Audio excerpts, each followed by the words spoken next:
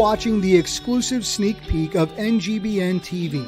Like never before, streaming content for men is now available, with more to come. Join us on this journey as we introduce you to content creators and shows that are here to inspire, educate, entertain, celebrate, and support men in their 40s, 50s, and 60s.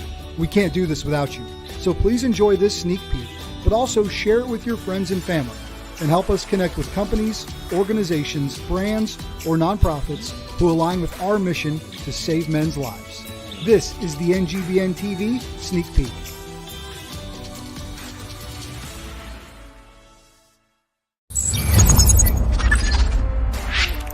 Hey NGBN, it's Brian Jonas with Pick Up the Six Productions. Join us here at Pick Up the Six as we introduce you to the men and women among us who go above and beyond through service, purpose, and impact. Whether it's travel in the United States or right here from our studios, we can't wait to pick up the six with you.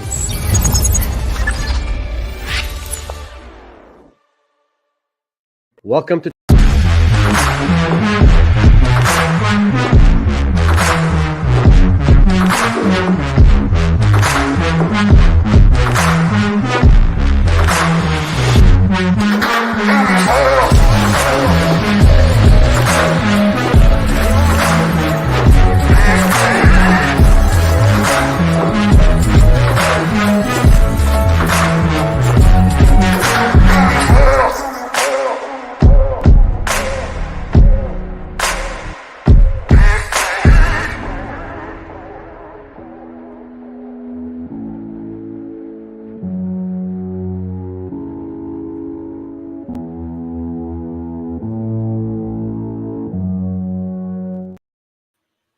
What's going on, everybody? Man, Eric Wilson in for the Sports Arena. Yes, on a Friday afternoon. Why? Well, because free agency is in full effect. And before anything happens over the weekend, and we're not here to discuss it before our typical Monday night show, shameless plug, 10 p.m. Y'all already know what time it is. We figured we'd have a conversation about some of the potential trades that may or may not go down. One that I am hoping and wishing and praying does not happen. I'm sure my other two guests would love nothing more than for a particular running back to be donning the star on their helmet. With that being said, let me welcome in. He's a Sun Devil, Jerry. Grateful he got up early with us because, on the left coast, the West Coast, he's 2 hours behind us, maybe even 3. I'm not sure. Mr. Mike Caratanudo's in the building. What's up, Mike? What's up? It's 2 until I think Sunday. This weekend? Sunday, I think. Because, I have to keep up with it since, people came to Arizona who used to change time and then they couldn't figure out how to. So they said, we're not going to touch the clock. We're going to let the clock just keep going. It's too confusing to figure that, spring forward, fall back, the whole thing, it's hard, Eric. It's tough. Like free It's agency. difficult. Yeah. Even though your phones and every other electronic device does it automatically for you. Anyhow, let's welcome in the Queen of Hoop, Miss Megan Price. What's going on, Megan? Hey guys. I got on my Cowboys too. Hey. Oh God. Y'all gonna make me go change and put Eagles gear on here. I was trying to be respectable and hospitable and I may go change. I'm just gonna let y'all know right now. It may happen. You don't want to hurt your style by doing that. I mean, you're I was trying not to. I was like, it's Friday. I ain't got to wear Sports Arena gear. I could just chill, hanging out with YouTube. You can be like Big Guard coming out the robe. Yeah. I could do that. But hey, listen, free agency, as we know, is going on, and there's talks of what may or may not happen. So let's not waste any time. Let's go ahead and get to the one that I had mentioned about. It is the fact that potentially, nope, not him. Sorry. There we go. That's the guy I was looking for. King Henry potentially is on the market. Now, I do not wish this on myself, because if I had to listen to you two talk about the fact that he would be donning the star, I think I might become a regular on the sip off. I'm just going to say that right now. Okay. I mean, I feel like it's me too, Megan, but for separate reasons. We'll be drinking in happiness. I'll be a regular too. Every Monday morning when Derrick Henry has 150 yards and 3 touchdowns.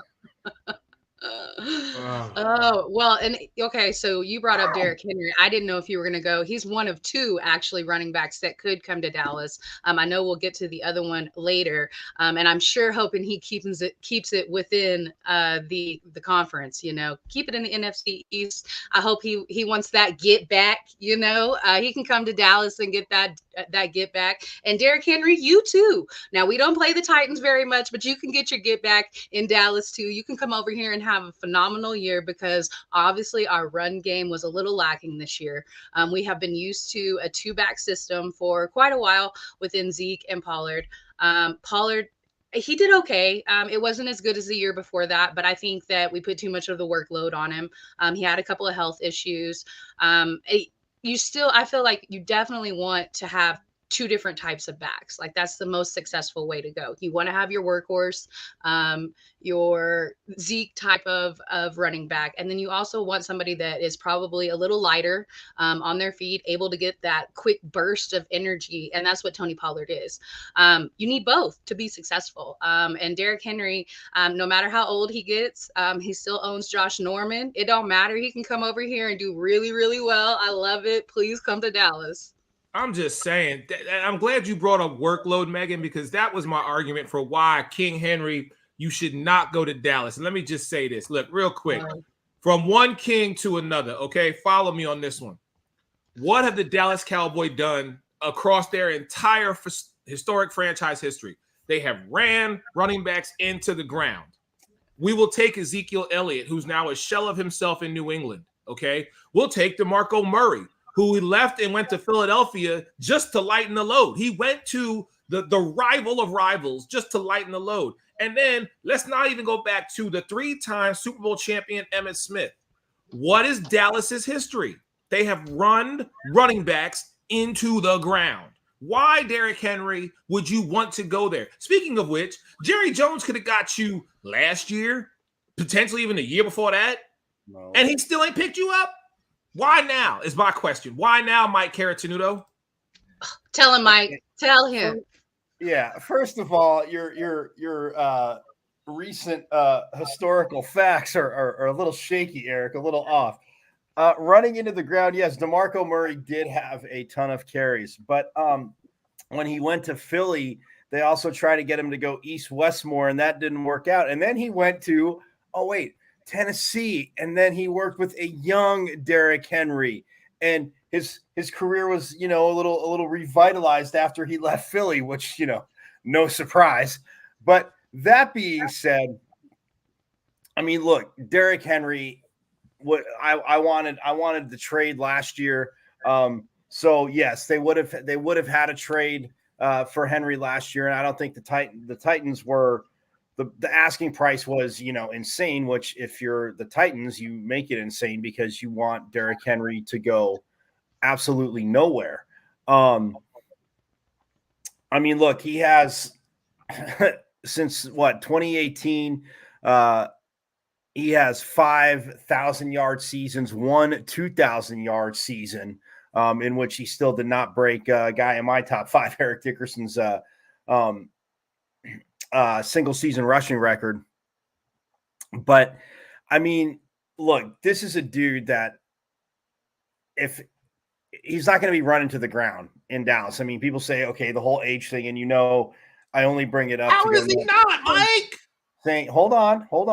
I bring up the age thing because everybody should have to retire when they're 29 then. So then we can't talk about anybody being older. The second they turn 30, finish out that season, they have to retire. And then people won't have, and then we can't say, oh, so this guy's old or this and that, or he's on this side of his career.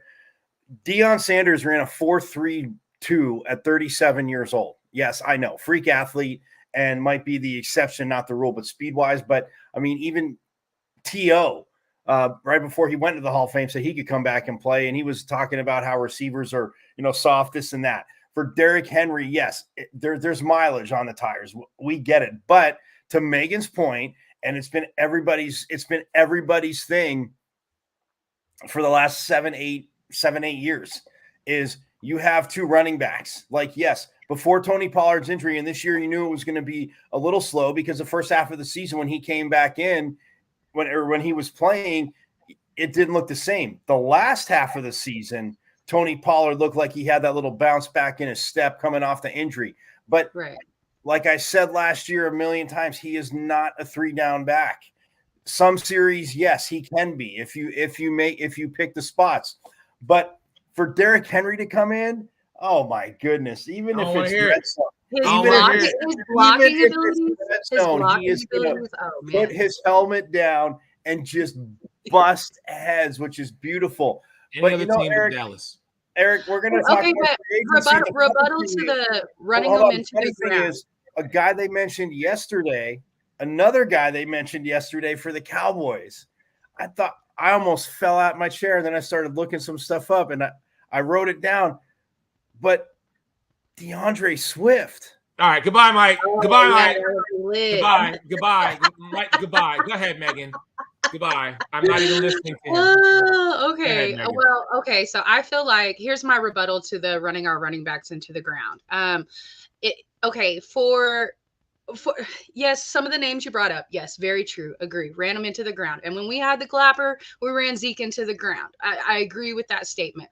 But when we got Mike McCarthy, he doesn't know how to run the ball. You can't put that on us. We forgot we had a running back.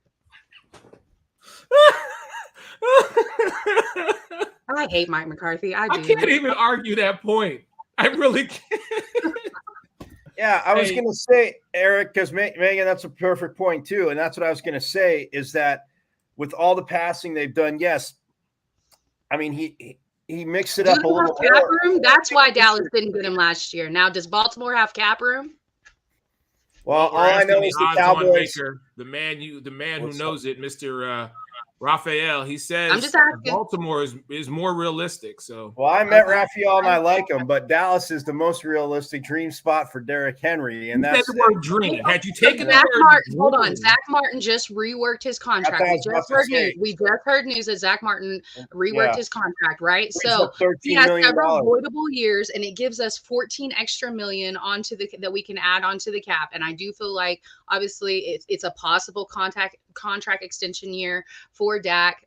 So there's definitely some money issues going on, but it's looking like we got a few players that are buying in, reworking their contracts. So we'll see what we can come up with.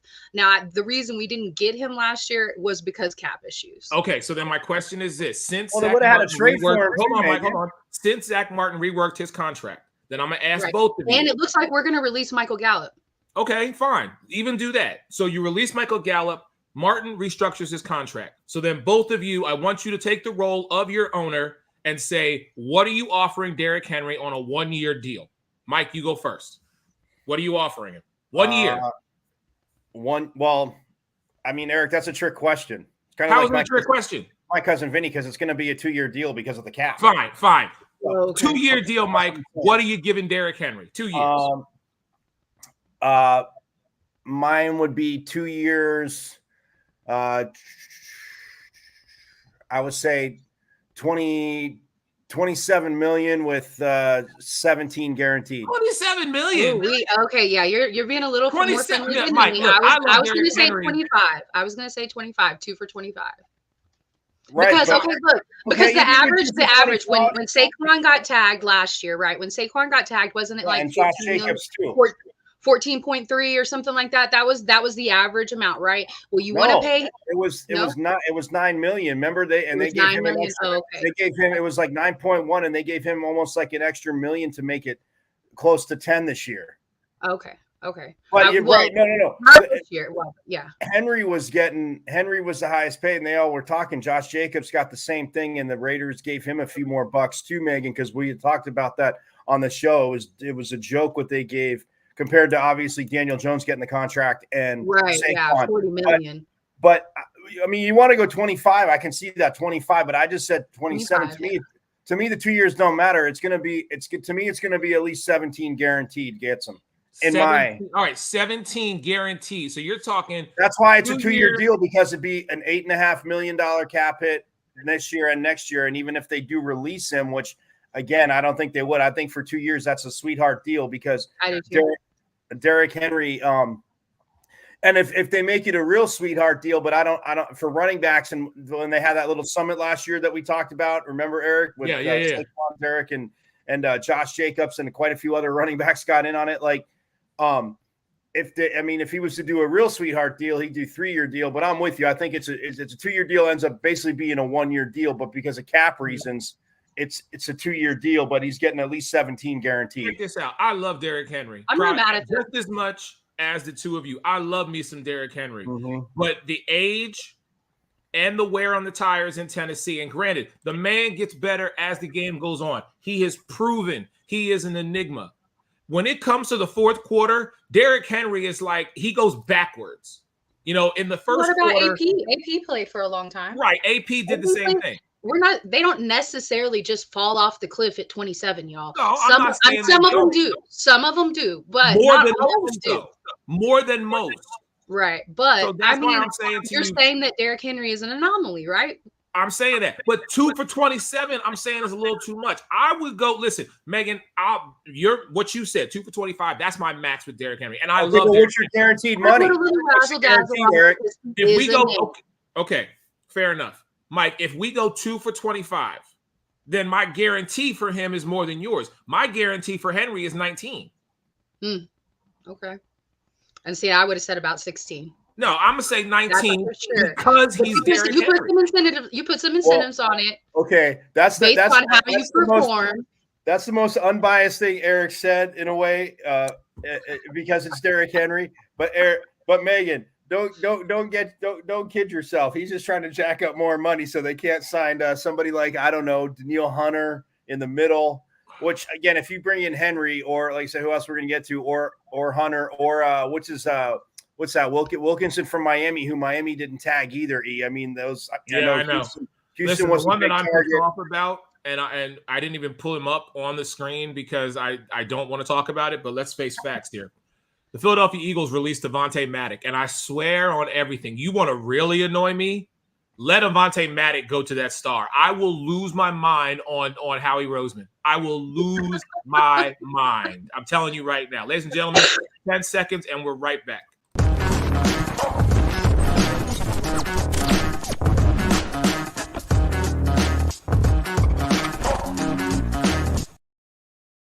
All right, here's our next guy that we're talking about. Yes, Saquon Barkley. And again, I'm pleading. Don't make the same mistake that Micah Parsons, unfortunately, didn't have the privilege of not making. Don't go to, please, Saquon, don't do it to me. That will tear my soul out of my chest to have Micah Parsons and Saquon, 2 Penn State guys on. No. Okay, so I want to say what happened to loyalty. And this is not a knock to Saquon. This is a knock to the Giants, to the organization. Last episode, we talked about what Philly did for Jason Kelce in his consecutive game record, right? They went ahead and let him play the first snap when he had COVID and then brought him out so he could continue to get his record, get the incentives, get those bonuses, and just really showed that they not only were dedicated to him, but they were dedicated to him in the same way that he was dedicated to them. And so what happened in New York that they're not willing to do the same for Saquon? Like, he's somebody that loves that organization. He loves being there in New York. And instead of paying the man like you were supposed to and ensuring like, hey, no matter what, we're going to keep you here and we're going to put our money behind you because we see you putting your body out there on the line for us every single week. Yes, he's had some injury problems, but that wasn't last year. And their offense 70% of the time goes through this guy. Why did you not pay him? Instead, you pay Daniel Jones and you're sitting here looking crazy because that's not a franchise quarterback. Yes, that was the market price. Say it again, Megan. Say it again for the people in the back. But where's the loyalty? What has happened that, do they really think that they're going to be able to go, they have the 6th pick, I think.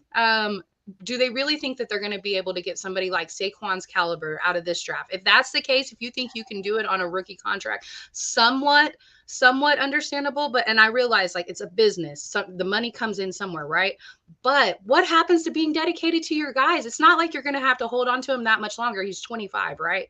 Like you're only going to really have to hold on to him for 2 more years. And then supposedly they all hit the cliff and they start to dwindle after that, right? Well, pay him for 2 more years. Why do you not hold on to him during his prime? I don't understand it. I don't like it. Because it's the Giants. Look what the Giants did to Eli.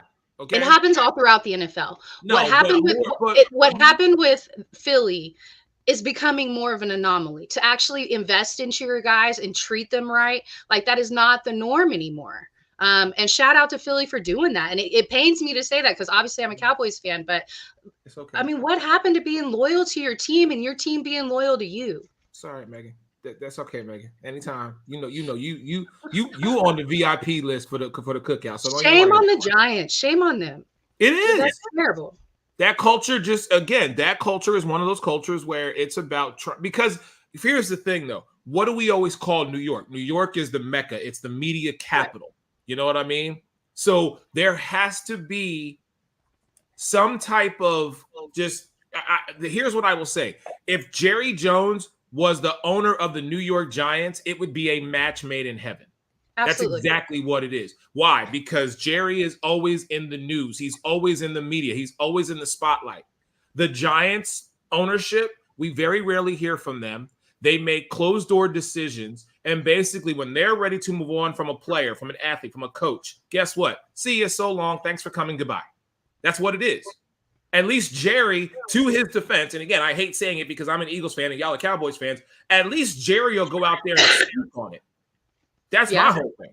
So, but Saquon, man, don't do it. Look at Mike's face. Mike has not this smiled this much. Man. Mike has not smiled this much, I think, in months. For real. Because he knows that, and maybe you know this too.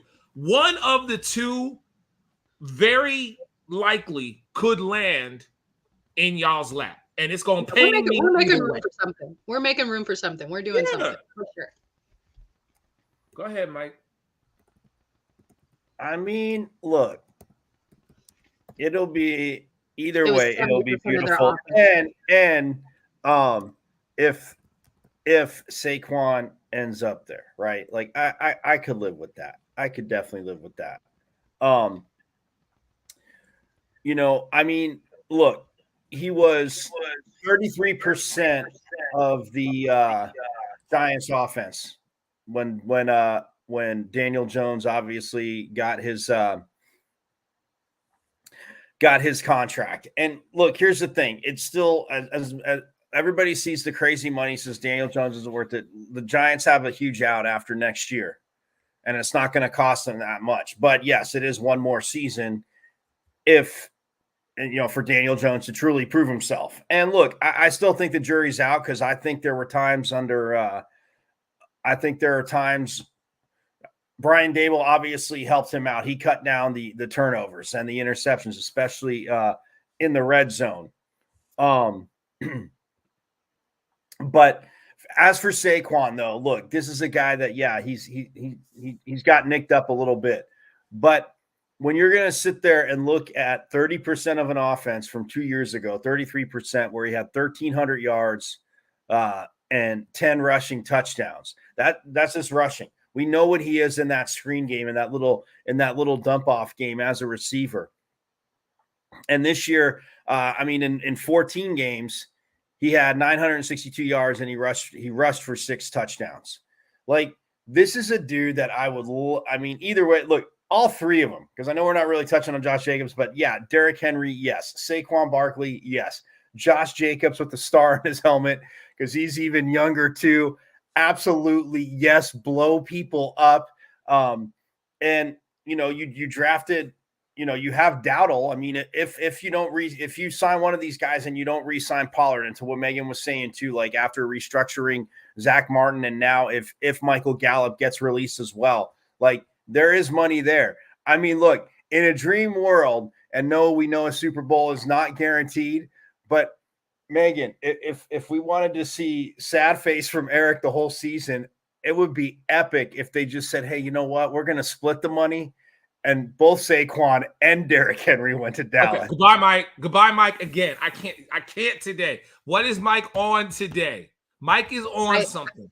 I do think that's a little insane. I don't think we end up with both of those names and keep TP. Maybe we trade TP, but I don't know. I want to keep TP. I think that given putting him in the right system, he'll succeed. And we've done it with him. So I think you got to put somebody next to him that's your workhorse of a running back, whether it be Derrick Henry for a year or two, or whether it be Saquon. And I feel like give Saquon 3 years, lock him down.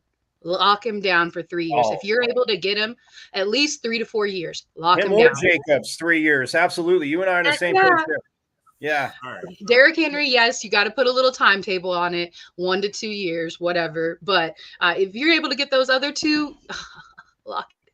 Just take Josh Jacobs. You know what? Out of the 3, take Josh. Just Y'all do can it. add Josh Jacobs. Okay.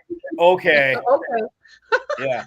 And that's and listen, that's the Eagle fan in me coming out right now. Okay, look, I'm just saying. Okay, let me put my hat on for y'all. Please y'all can have Josh Jacobs. Y'all get Josh Jacobs for a bag of chips and some pineapple juice. I don't care. Take Josh Jacobs. Just don't take Saquon, and please don't take Derrick Henry. That's all I'm asking. Okay. Saquon and Parsons. Eric's gonna have like oh man, I gotta find somebody that'll sponsor us, make me a custom like a Penn State color, cowboy color, and have like Saquon's and Micah Parsons number, and just send it to, or maybe put it in thirds. You put the great Sean Lee there for Eric too, because we're moving on. Thank you so much. We are transitioning over to the quarterbacks, so we can talk about some quarterbacks. All right. Eric's best friend is coming. Oh yeah, let's talk about best friend, Big Guard's first cousins, as he calls him. That's funny. The guy who is in Minnesota, who bets on himself and has a catchphrase, you like that, and now is potentially moving somewhere else. So, Queen of Hoop, where do you think? Does he stay in Minnesota or does he go somewhere else? Let me ask that question. I don't think he stays in Minnesota, and I think that's the right move. Move on from Minnesota. It's time for both of y'all to go different directions. Kirk, you're aging. It just is what it is.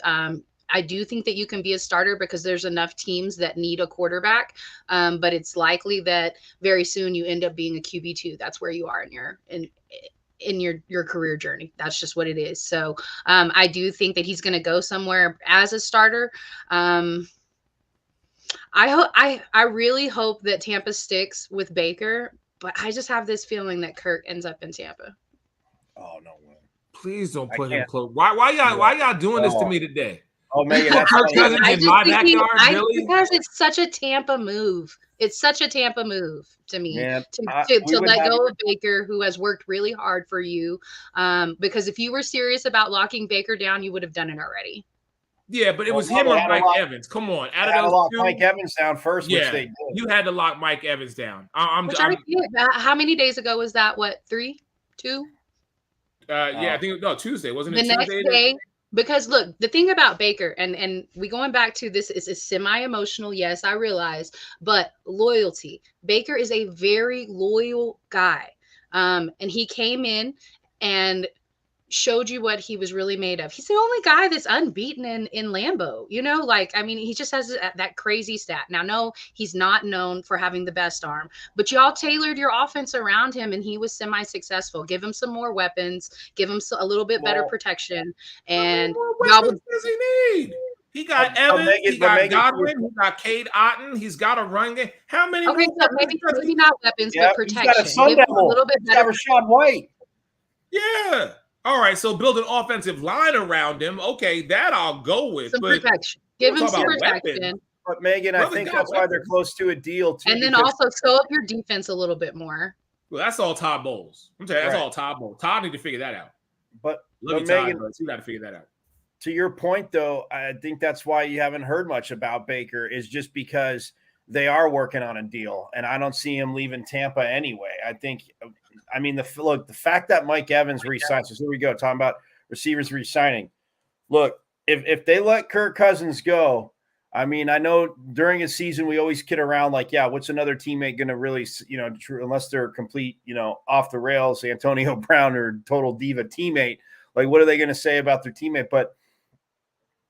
But Baker Mayfield in Tampa, like that dude has gotten the support, and to your point, did have a hell of a year. Look, they were the Lions defense came through, but I mean, they were, a ball with a chance to go down and tie the game up.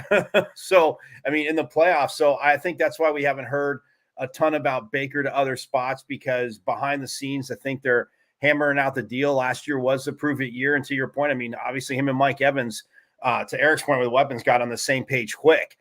As for Kirk Cousins, if he leaves, I mean, look, I think that really screws Minnesota on top of it. Although I do have to say, Megan, it would be great to have him in Tampa, because then we could throw like a surprise barbecue and have him and Eric get together and just talk, and have Tyree there to moderate it, because it would be very, very good. But no, I mean, Vikings, okay. So what QB jobs are open? What QB jobs? Well, hold on. But if the Vikings don't re-sign him, obviously theirs will be. But if the Vikings don't, I don't think Justin Jefferson looks at it as a long-term thing. He's going to pull a Stephon Diggs, even though, look, Cousins was there, and Stephon Diggs is like, dude, I'm done with Minnesota for whatever reasons at the time. But I think Justin Jefferson would pretty much go down the same road. You could franchise him and give him, 23, 24 million for a year, whatever. I mean, or 20, 19, 18, 19 million, whatever it is for 1 year, 21 million after next year. But I'll tell you what, in good faith, he's not re-signing. And I think Kirk Cousins is a key to that. I mean, Jefferson, to my point, is saying, like how the offense is with Cousins. Cousins does, get him the damn ball. And that's where I see Cousins staying. But I mean, Atlanta, obviously, Atlanta's open. Pittsburgh. I mean, Pittsburgh is open. Denver's open. Okay. Right. I mean, technically, Tampa. Open? I mean, technically, it would have to be a trade for New York. The Giants are open. Arizona. Listen, he'd go back to Washington and get his butt kicked. No. I mean, the job is open. The job is open. The job is open. Arizona on a trade. And then that's it, right? Yeah, but you'd have to trade Kyler. What about the Raiders? What about Seattle? I mean, I like Geno. Seattle's sticking with Geno for another year. But so is Arizona sticking with Kyler, so it wouldn't. Are they really? Mike, you live next door to it, so they're sticking with everything. Kyler. Look, from everything I'm gathering, but again, it comes down to money. So you're right, Megan. I mean, Cousins would have to. I mean, it almost similar to an NBA sign and trade. I mean, but it comes down to money, and I don't see. I mean, the Cardinals, from everything I've seen and just what they're talking about, and obviously trying to shore up the offensive line even more. Kyler, look, I mean, that last half of the season, he didn't look too bad. So coming off that injury, so all right, it's one of those things. And I mean, you drafted Paris Johnson Jr. last year, who just absolutely destroyed it, but. Yeah, if you're Minnesota, I think, look, as much as you rip on Kirk Cousins, Eric, which the funny thing is, from the business side of it, he bet on himself. He had to 2 years in a row with the franchise tag in Washington. But then when he got, the first contract in Minnesota, 3 years, $84 million, all guaranteed. And a lot of people were saying it yesterday. And it's not like, a crazy original thought, but if you run your career like he did, with your agent, there'd be a lot more players that would have had a lot more guaranteed.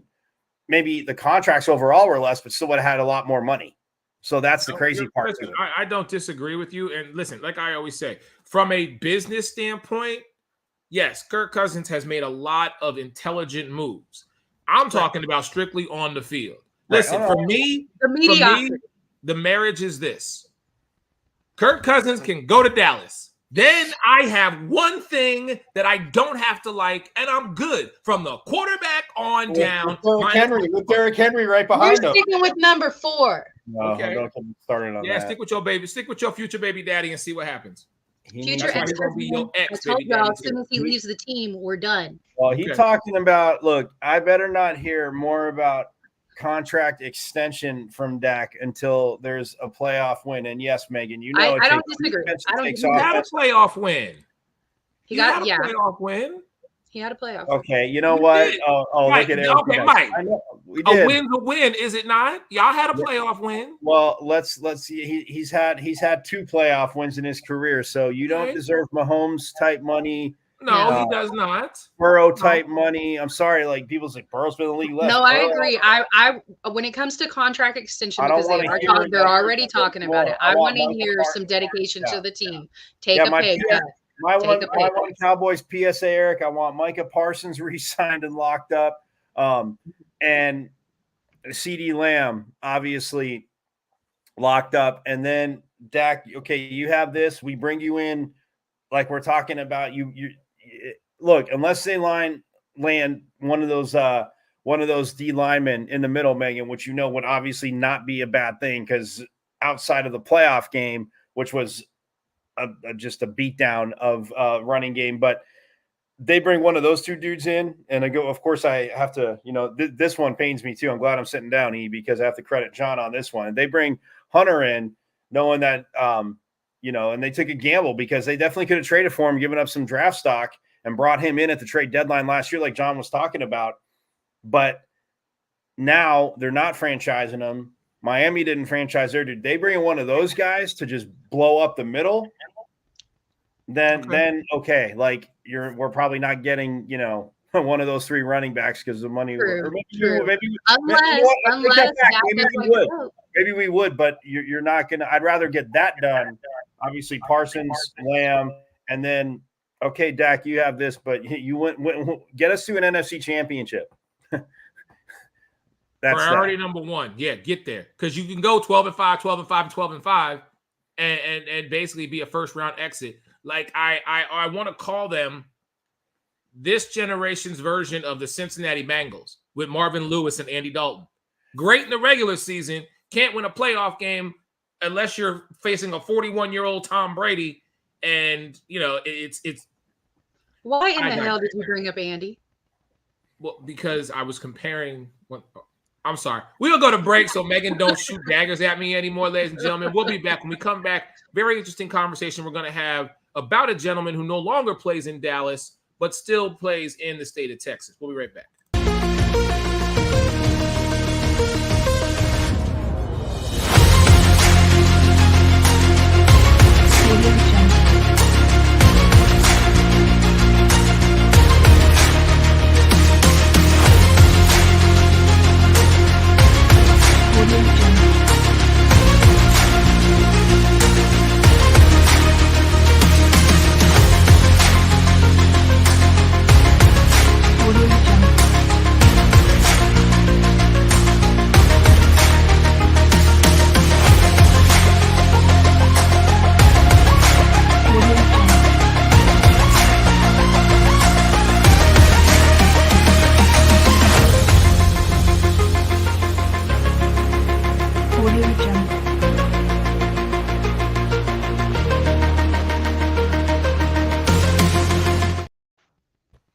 Welcome back into the sports arena. Yes, on a Friday, your man Eric Wilson alongside the Queen of Hoop, Megan Price, and ASU Forks Up. He's the Sun Devil, Mike Carrot-Tenuto. As you see, we are live every Monday night. This was just one of those moments where we just need to have that conversation because I'm pretty sure over the weekend things may go down and we just wanted to get a jump on it. However, we spent so much time talking about Dallas that I think we should talk about a man who no longer plays for Dallas. That is one Mr. Dalton Schultz.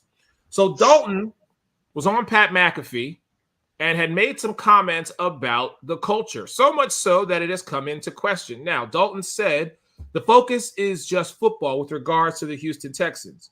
He's going back and telling people about being around the Cowboys practice facility and game day and just describing some of the interaction that you see, which comes to a surprise to a lot of people. He goes on to say there's people tapping on the glass, trying to get people's attention when they're doing power cleans or whatever. It's different. That's the brand that they've built. That's what the owner, Jerry Jones, likes. That's the way that they run things, and there's nothing wrong with that.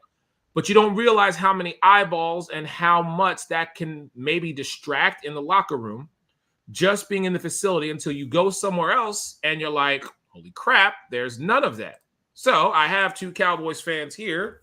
I got to ask the both of you, what does this say about ownership and what goes on behind closed doors, essentially? Because that's what Dalton Schultz did. He kind of kicked it open. Right. Well, I did not realize it was like that.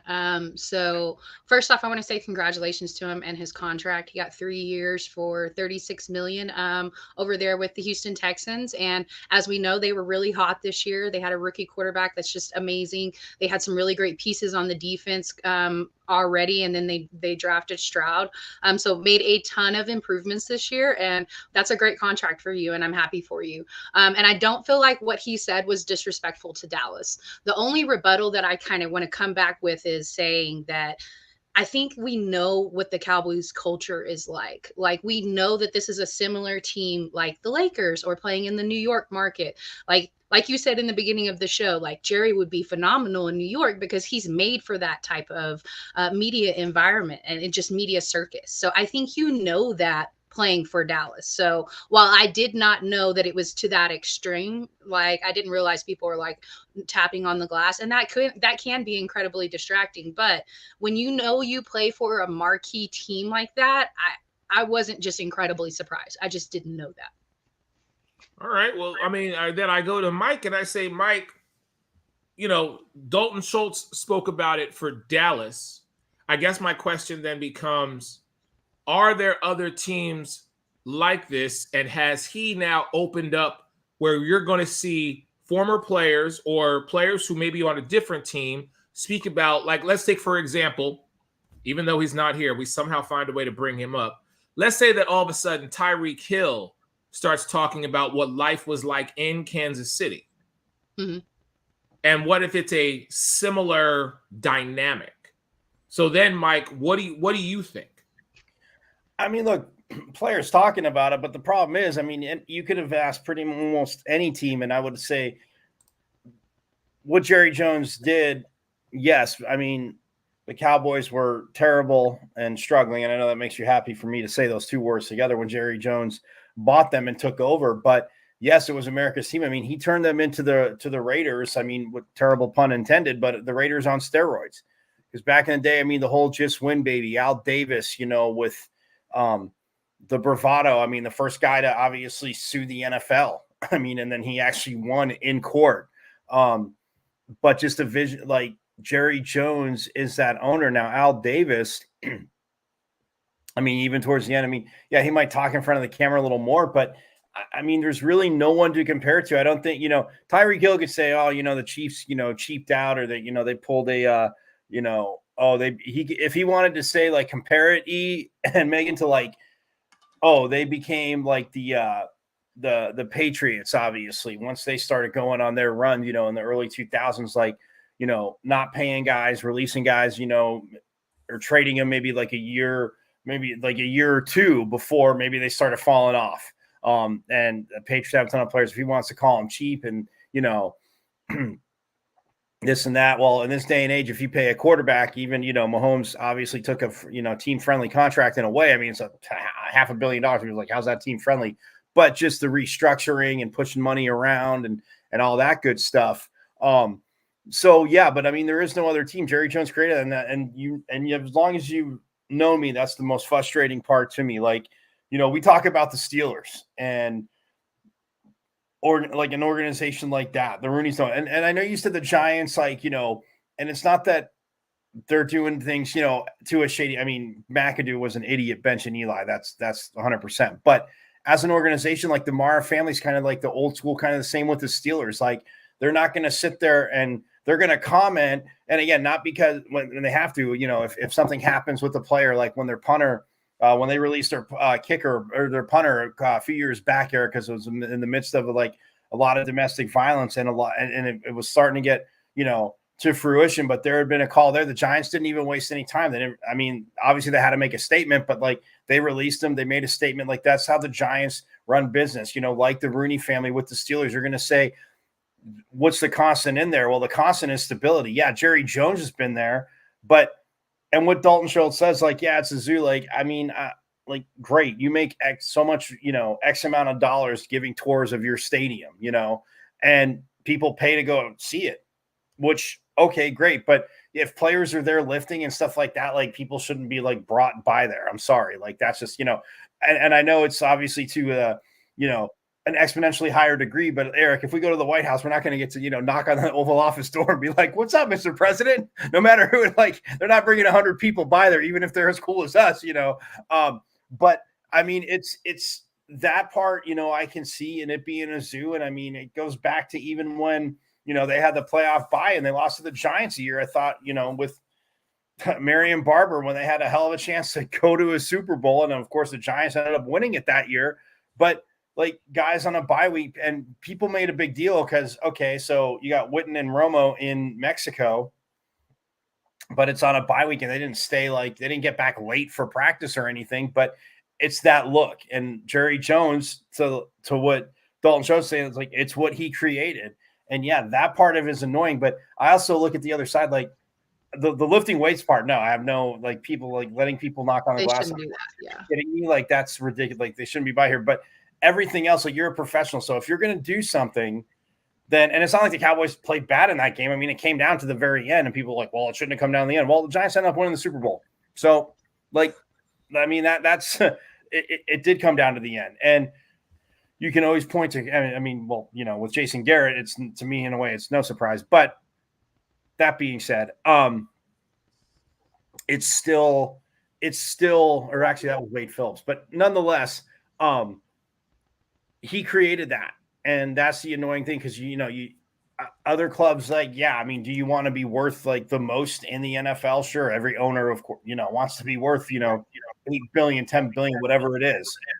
But when you create a circus, small level, carnival at a small level E or a big level, that's the annoying part. And I think that when fans see that, because look, ever since Parcells was there, and you can attest to this, I mean, man, you can obviously too, but when Parcells left, the cabinets, the whole draft, like, he had obviously a lot of say in the personnel, but like defensively, the cabinets were full, and they have continued even after Parcells left.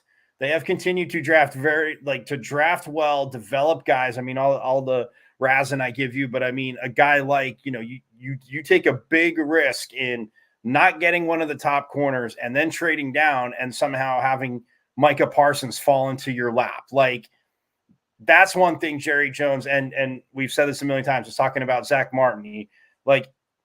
Jerry Jones, listened to, obviously, scouting, but they can say whatever they want on TV in these interviews now. Like, if that would have been 2 years before, Johnny Manziel would have been a freaking Cowboy and Zach Martin wouldn't have.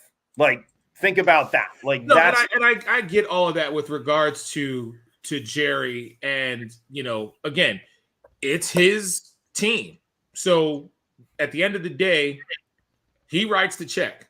So at the end of the day, Jerry basically says, this is what's going to happen, and this is what I won't allow to happen. So I get it. I don't feel like it's much different than what Jerry Buss did with the Lakers. I feel like it's almost the exact same mentality, right? Right, but Jerry Buss stayed out of the way. He let the basketball people make the decisions. Okay. Megan, that's, I mean, and look, I'm not, as Lakers fans, he was the reason they drafted Magic. Right, I don't want to get killed on Twitter. It's not that he didn't.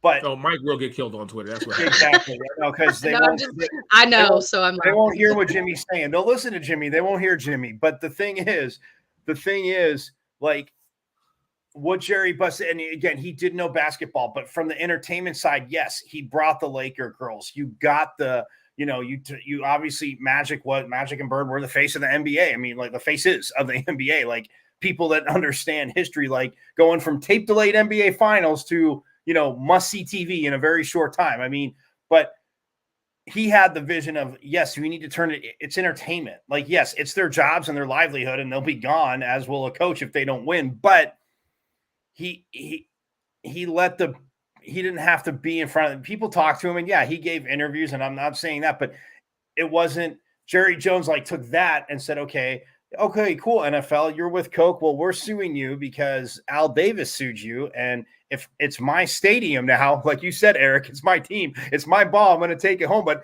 if I want Pepsi to do this and make more money for my team, guess what? You can't stop me. And Jerry Jones also won in court too. Right. And again, I go back to what I have always said about Jerry Jones.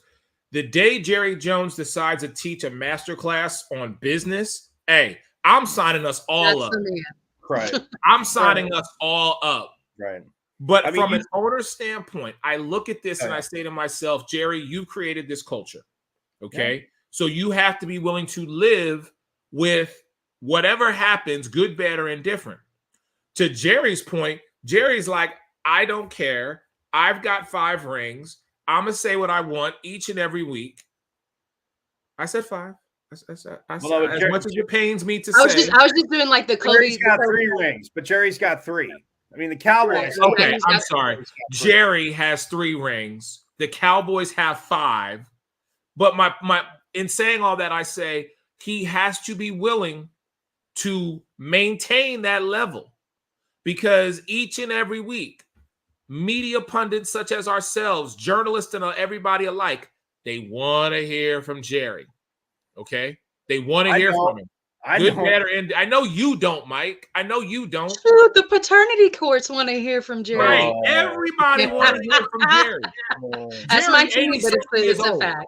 Okay. Oh, I know it's a fact. Poor Jerry. Poor Jerry. Jerry is 80-something year old. All right. It's like I love using the Cat Williams line. It's like, you gave great granddaddy the job. You gave Paul the job. Go ask. Like, he was referring to President Biden when he said this, but Jerry Jones is that guy where if you tell Jerry he needs to do 12 interviews in 2 days, Jerry going to do 15 in a day and a half. You know what? It's like, okay, Jerry, but please recognize, here's the missing piece. You still ain't won a ring since 1995. We're going on almost 30 years.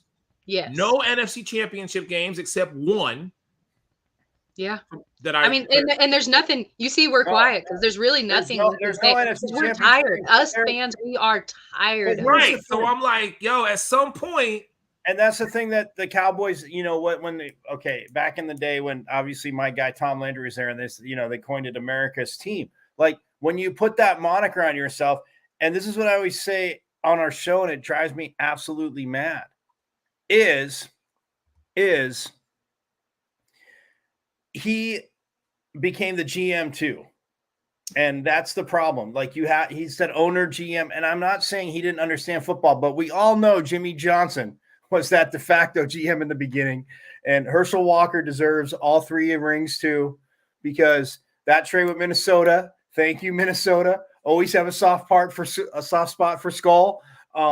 Thank you for that. Yeah, exactly. Megan's right. No, but look, the other teams that we talk about, I mean, whether it's, and people say, well, you're in Dallas and obviously everything, everything's bigger in Texas, blah, blah, blah. Like, when you become, like I said, the moniker of America's team, and Jerry Jones, wanted to get it back in the forefront. But, dude, stay off the camera. Because till this day, I don't care. Like, everybody can talk about what the Patriots did. And, yeah, they didn't go, there was years they didn't get to the AFC Championship game or a Super Bowl, but they kept winning their division. So, yes, I get it. I understand what they did. And it is definitely looked at as a dynasty. Fair enough. But I still stand by, if Jerry Jones doesn't shoot his mouth off, and maybe the Niners do beat him that year, the year they whooped the Chargers. But if Jimmy Johnson stays, we would have been – and look, the whole 30-year thing. Goddamn fishing trip. If they would have just stayed ashore. We could have won 4. We could have won 4 in a row. But here's the thing I will say is, for Jerry Jones, it's – you say, I'm getting older and I want to win another Super Bowl. I get annoyed because every Cowboys hater talks about that. I took a picture on a screen. I mean, and again, the Cardinals were the line. The Cardinals were like 53 years between playoff appearances or victories, playoff victories.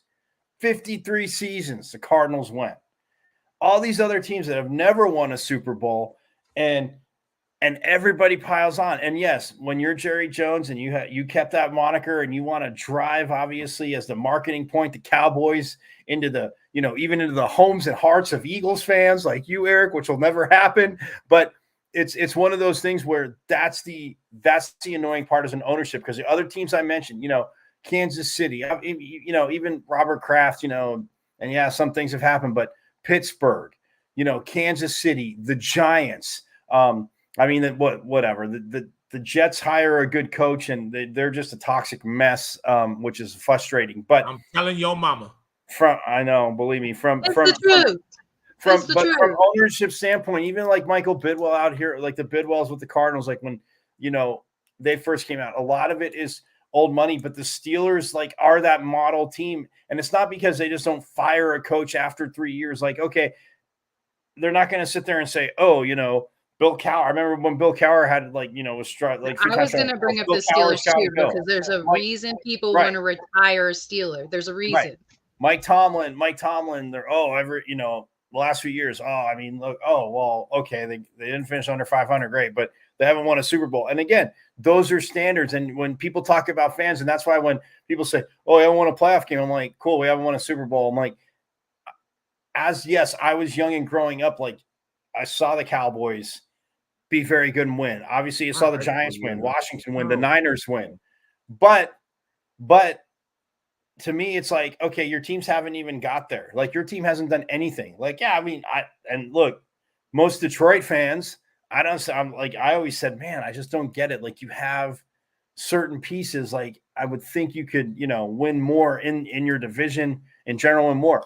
I was stoked for them. I'm like, man, and like you said, like we said in our show, everybody's kind of rooting for Detroit at that point, Eric. If your team was out, you're like, okay, well, let's go Detroit. I mean, that's. Let me say this real quick, Mike. When I speak of, and I've said this numerous times, when I speak of Cowboy fans in a very broad scope, okay, I am talking about 96% of Cowboy fans who just don't get it, okay? As I have stated numerous times, and I need the screen for this, I have nine people who I love, honor, and respect who are Cowboy fans. So when I speak of Cowboy fans, I'm not speaking about you two because y'all get it, okay? I just have the privilege of being able to rub it into y'all a little bit because that's just what we do here on the Sports Arena. But again, going to your point, Jerry has created this culture, and until something changes, what I don't want to have happen, as much as I do not like the Cowboys, what I don't want to have is, and I don't want this to get spun into you don't want to play in Dallas because of the culture, okay? Because like it or not, Dallas is going to be that team that it's great for business when we're talking about them, good, bad, or indifferent. We ain't sitting here talking about, not because you're here, Mike. We're not sitting here talking about the Arizonas of the world. We're not sitting here talking about the New Orleans Saints of the world or the Carolina Panthers of the world or the Atlanta Falcons of the world. Until they have a good team and win. You're right. You're 100% right. Right. Yeah. We always talk about Dallas, good, bad, or indifferent. So it's one of those things where I just want this to be something that actually maybe does get spun into a positive because it's just fun to rag on y'all. That's just me. But anyhow, well, Megan, I'm going to give you the final word. I mean, I wanted to talk about it. I like this guy right here. I like King Cold. King Cold. He's right. Yeah. And it's not wimpy. Eric and I know that, but it's been Dallas's forever. Sure. And then get Derrick Henry. I mean, outside of the wimpy part, he's good. Megan, I'm going to give you the final word. Then we got to ride out of here. All right. Well, I'll say this, and I agree with Mike on everything. Until Jerry isn't in the GM position, we're going to struggle. Now, am I very excited at the thought of us landing one of these running backs or us beefing up our defense? Of course, very excited. It's going to be my team no matter what. At the end of the day, at the beginning of every single season, I have hope and thoughts of, yes, maybe we can do it this year. I'm not going to hit y'all with it. It's our year, but I always hope that it's our year. But of course, until Jerry is not in the GM position, we're going to struggle. And I fire Mike McCarthy expeditiously. See, Megan, she had to get one in. 36 and 15. Fire Mike McCarthy. I don't like him. He broke my running back. See, I told you. That's why I say what I said. Derrick Henry, Saquon Barkley, don't go to Dallas. You're going to get broke. You said it because, look, if they don't end up in Dallas, I'm good. They're going to end up. It's likely. Look, no matter what, because of the culture that Jerry's built, they still want to come play for us. You still want to come play know. for America's team? I know. Look, Derrick Henry comes and he has that. He hits another 2,000 yards. He breaks the record as a Cowboy, Megan, and they win the Super Bowl. Oh my God, I'm hugging Eric. We're gonna be in New Orleans next year. I'm gonna be hugging Eric. Eric and I are gonna be watching the game. Me, you, Eric, be watching the game. Get away. Just get away. Just get away. Why not congratulate you when you guys won? Did I not send you a text very quickly? You did. Actually, Mike put a video out.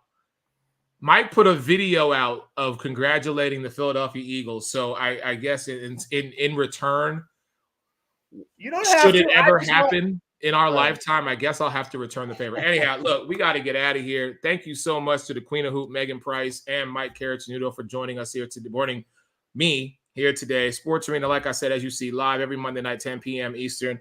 Monday night, let's see what goes down between now and the weekend.